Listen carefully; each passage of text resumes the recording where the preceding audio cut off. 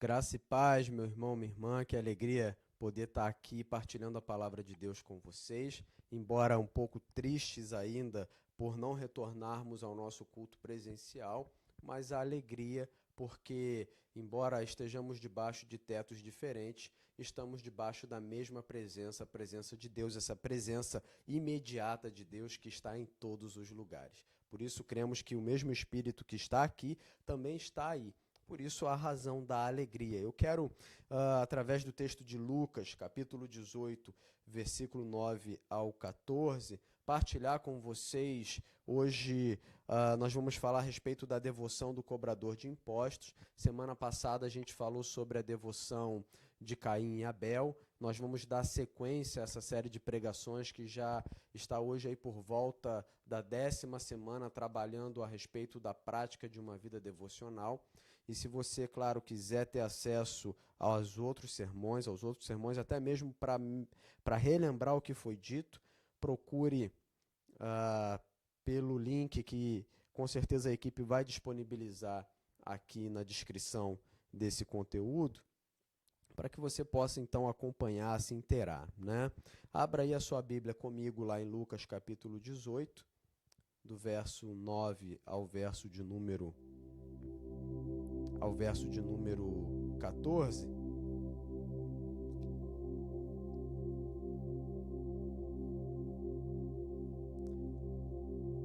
Antes de lermos, eu quero orar com você. Feche os seus olhos aí, curve a sua cabeça e faça aquilo que a gente vem orientando, né? Se desligue de tudo aquilo que porventura venha roubar a sua atenção. Não assista esse sermão, esse culto conectado com outros aplicativos. Nesse momento esteja com a sua mente e o seu coração voltados para a palavra de Deus. Pai, é pela Tua misericórdia e graça que nós nos aproximamos do Senhor nesse momento, com a expectativa de que, como sempre acontece, hoje o Senhor traga novidade de vida para nós através da ministração da Tua palavra. E que essa verdade, Deus, venha transformar o nosso entendimento, fazendo com que o nosso coração também seja transformado e as nossas ações, Deus, sejam praticadas de maneira que honra ao Senhor. Nos ensina mais a respeito da devoção que o Senhor deseja, em nome de Jesus. Amém. Amém. Então, Lucas capítulo 18, do verso 9 ao 14, nós vamos trabalhar esse versículo aqui pausadamente, então mantenha a sua Bíblia aberta, bloco de anotação do lado e vá anotando tudo aquilo que for dito aqui, tá bom? O texto diz o seguinte: em seguida, Jesus contou a seguinte parábola àqueles que confiavam em sua própria justiça e desprezavam os demais. Jesus aqui estava com um grupo de pessoas, como o texto diz, que confiava na sua própria justiça. Ou seja, eles se julgavam bons, eles se julgavam capazes, eles tinham toda a confiança deles depositada naquilo que eles eram capazes de fazer. E por causa de se sentirem melhores, mais santos, né? Por causa de se sentirem especiais por causa das obras ou pelas práticas das obras, eles desprezavam as outras pessoas. E na expectativa, ou na intenção, melhor dizendo, na intenção de falar com esses homens que confiavam na própria justiça e desprezavam as outras pessoas, Jesus conta uma parábola. Esse método que por muitas vezes nós vemos no Evangelho, aonde Jesus apresenta uma história, uma analogia, para poder trazer ali um princípio para aquelas pessoas que estavam ouvindo. E muitas vezes essas analogias, ou em todas elas, se assim eu posso dizer, essas analogias eram feitas com a situação do cotidiano. Eram as coisas que aconteciam na rotina do povo, que eram usadas por Jesus para trazer princípios a respeito do reino dos céus, da vida com Deus, enfim. E aí o texto segue dizendo, versículo 10, a parábola então contada por Jesus, né, se inicia aqui: 2 homens foram ao templo orar. O templo é aquele lugar de adoração a Deus, aonde o povo ia para prestar um culto a Deus, para prestar uma devoção a Deus. E nesse sentido aqui, eles vão em direção ao templo para praticar a oração ali, para praticar uma devoção através da oração. Um deles era fariseu e o outro cobrador de impostos.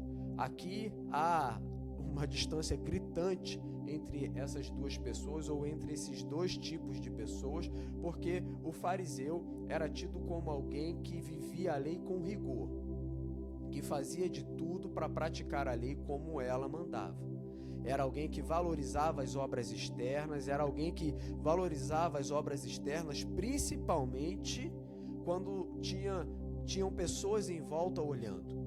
E por causa disso, porque eles estavam sempre vigilantes nas suas práticas, dificilmente eles eram pegos em alguma questão, faltando em alguma questão. Então era um homem considerado aqui, entre aspas, considerado santo, um exemplo a ser seguido.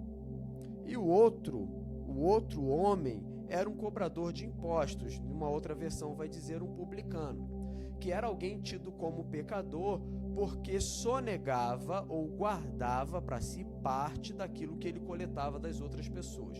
O cobrador de impostos era alguém que foi contratado pelo Império Romano para, numa determinada região, arrecadar os impostos que eram cobrados pelo Império, e então a missão dele era arrecadar e passar adiante esses impostos. É claro que ele tinha uma paga pelo seu serviço, mas a fama desses homens era de alguém que, além da sua paga, ficava com uma parte daquilo que eles cobravam.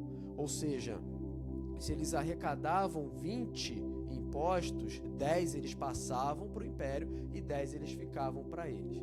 Por isso, Zaqueu, publicano, é considerado um pecador e considerado também alguém que fraudava o próprio império e enriqueceu às custas dessas fraudes.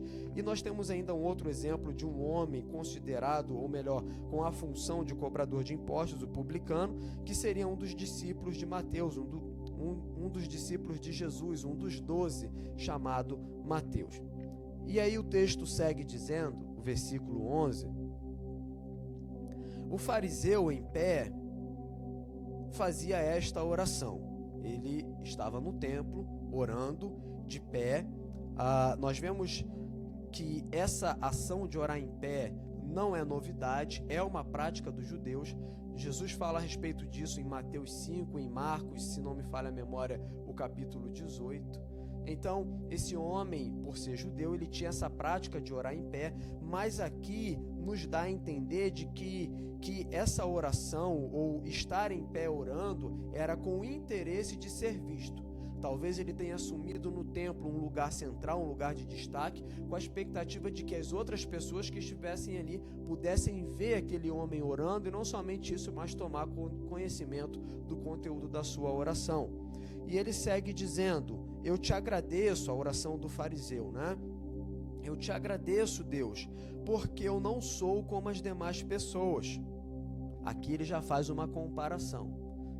E aí essa comparação revela que ele está dentro da ótica dele, dentro da autoavaliação, um pouco além. Ele diz, eu não sou como as demais pessoas desonestas, pecadoras, adúlteras, e com certeza não sou como aquele pecador, o cobrador de impostos. Eu jejuo 2 vezes por semana e dou o dízimo de tudo que ganho. Esse homem, ele se mostra tão observador da lei a ponto de extrapolar aquilo que a lei exigia. Era exigido que o judeu fizesse um jejum pelo menos 1 vez por semana. E esse homem vai além do que a lei exigia. Ele diz, eu jejuo 2 vezes por semana. Ou seja, a observância dele extrapolava até aquilo que a lei exigia. O conteúdo da oração desse homem é um conteúdo de justiça própria. A oração dele, ou a expectativa dele de se aproximar de Deus, ou a ação de se aproximar de Deus, a ação do fariseu de se aproximar de Deus, é uma ação baseada na sua própria justiça. Ele achava que porque ele fazia tudo o que deveria, E aqui não dá nem para desacreditar, porque talvez de fato ele fizesse todas essas coisas que ele disse, talvez ele não fosse de fato como as outras pessoas, mas a garantia dele de se achegar até Deus estava na sua boa obra, estava na sua obra ou nas suas obras, no seu comportamento. O texto segue dizendo, versículo 13: mas o cobrador de impostos ficou à distância e não tinha coragem nem de levantar os olhos para o céu enquanto orava. Se o fariseu procura um lugar de destaque, na expectativa de ser visto, esse homem, o cobrador de impostos, o publicano, ele vai em direção a Deus em oração, procurando por um canto onde não pudesse ser visto. Ele entra no templo, diz o texto, que ele ficou à distância, ele ficou recluso, ele ficou num canto, e ele não se sentia ou não tinha coragem nem de levantar os olhos para o céu enquanto orava. Em vez disso, o texto diz, ele batia no peito e dizia: Deus, tem misericórdia de mim, pois sou pecador. Ou seja, ele coloca diante de Deus a real condição do coração dele, a real condição da vida dele. Por isso, talvez ele não tivesse coragem nem de olhar para o céu, por se sentir culpado, por se sentir indigno. E aí Jesus segue dizendo, fechando essa parábola, no versículo 14, falando para aquele grupo de pessoas que confiavam em sua própria justiça e desprezavam os demais, o seguinte: eu lhes digo que foi o cobrador de impostos, e não o fariseu, quem voltou para casa justificado diante de Deus. Pois aqueles que se exaltam serão humilhados, e aqueles que se humilham, esses serão exaltados. A pergunta que fica para mim e para você é: por que Jesus aceitou ou encorajou a prática da devoção do cobrador de impostos e recusou a prática de devoção do fariseu? A intenção de Jesus aqui com essa parábola era ilustrar a diferença entre a falsa adoração e o verdadeiro arrependimento. Era diferenciar os dois tipos de devoção. E o que leva Jesus a condenar a devoção do fariseu e a aprovar a devoção do publicano? O que leva Jesus a fazer a escolha pelo publicano e condenar a devoção do fariseu? A devoção do fariseu, a devoção praticada pelo fariseu, é uma devoção baseada na sua própria justiça.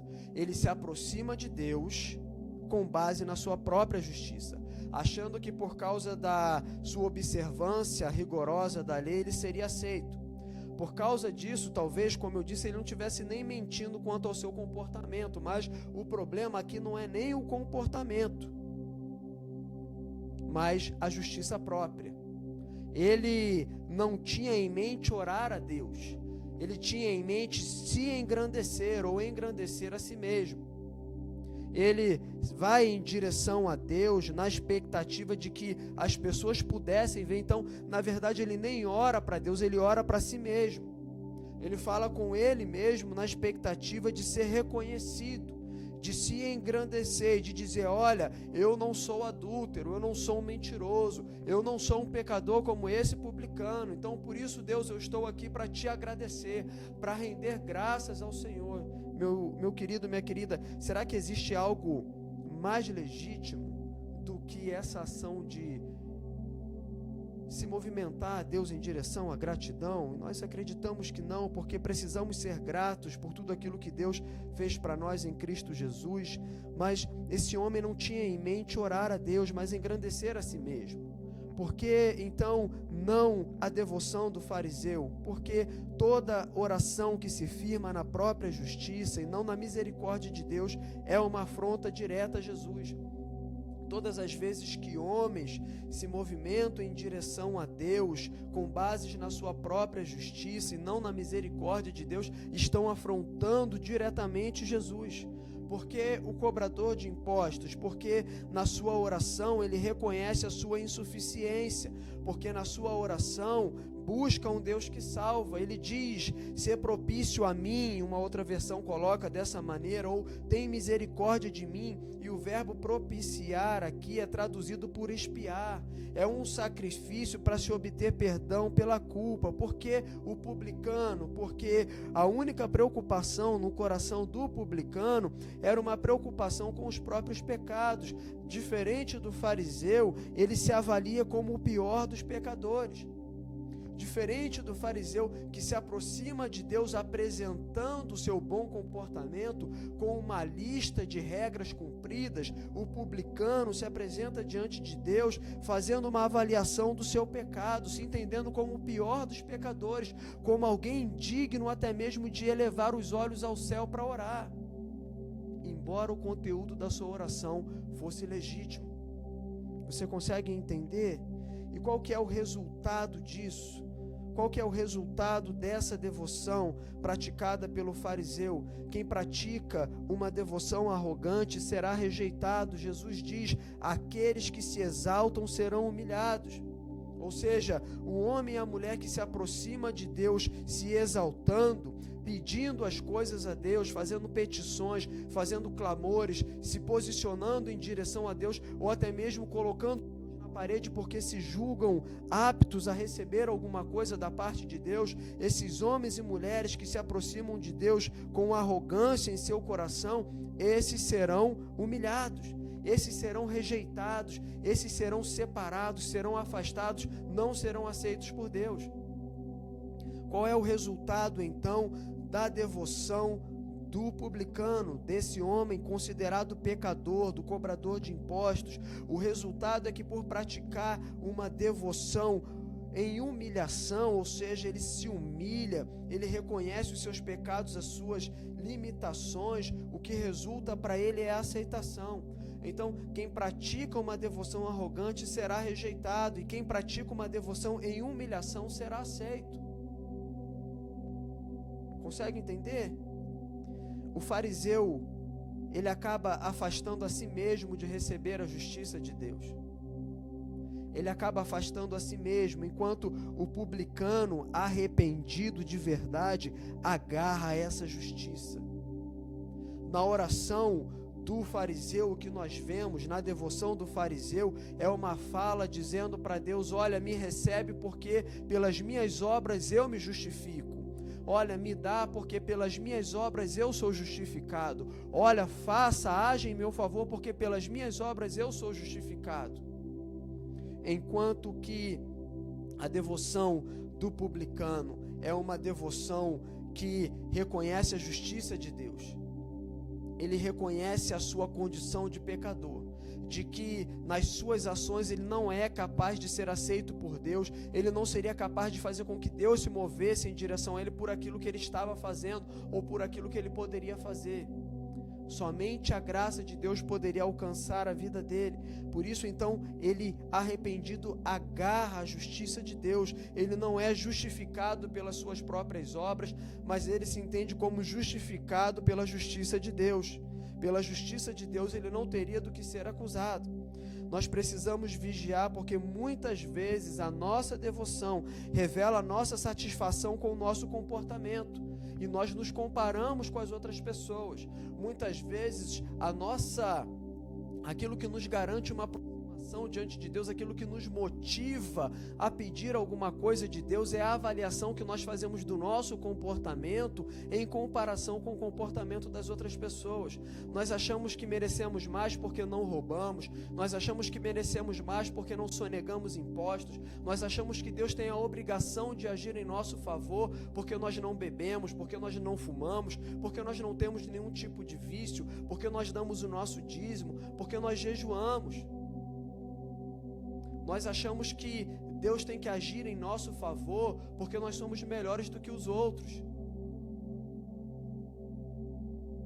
Você consegue entender? Nós precisamos vigiar, porque muitas vezes a nossa prática de culto, embora carregada de prática legítima ou de ações legítimas, de uma oração de gratidão, de uma oração até mesmo de confissão, mas muitas vezes é uma confissão mentirosa. porque está dizendo para Deus que Ele precisa nos tratar de maneira diferenciada, porque nós não erramos tanto quanto aquele ou quanto aquela que conhecemos. Nós não somos tão pecadores quanto o publicano, quanto o cobrador de impostos. Nós precisamos nos comparar com os padrões de Deus e buscar arrependimento.